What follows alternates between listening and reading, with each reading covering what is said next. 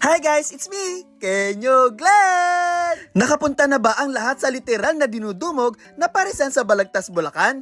Pwes, hindi kami nagpahuli ni Kenyo Ray at nakipila din kami kahit napakadaming kumakain at napakahaba ng pila dito sa 7 Evelyn Paresan at Ihawan! Woo! Yay! Grabe! Literal na dinudumog ang store nila. Kita nyo naman sa dami ng mga tao. Located nga pala sila sa Barangay Wawa, Balagtas, Bulacan. Sa gilid lang sila ng lumang munisipyo ng Balagtas, yung papasok sa St. Lawrence Parish Church. Alfresco dining sila at madami silang mga chairs and tables sa store nila. Pero punong-puno talaga dahil nga sa dami ng mga tao na kumakain.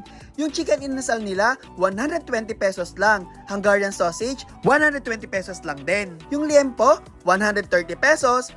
Overload pares, 150 pesos. Putok-batok na pares, 220 pesos. Liempo pares, 120 pesos. Chichabu pares, 100 pesos. Yung special mami nila, 70 pesos. At special pares nila, 70 pesos lang din. Unlimited sabaw, unlimited rice, at unlimited taba sila. At yun ang bentahin nila dito. Umorder nga kami ni Kenyo Ray ng putok-batok na 220 pesos at hindi namin ina-expect na malaki pala at madaming laman yung 220 pesos ha. Grabe, pwede siya pang 2 o 3 tao sa laki at dami na nakalagay. May chicharong bulaklak din ha at bet na bet ko yon. Yung chicharong bulaklak nila, ang lutong.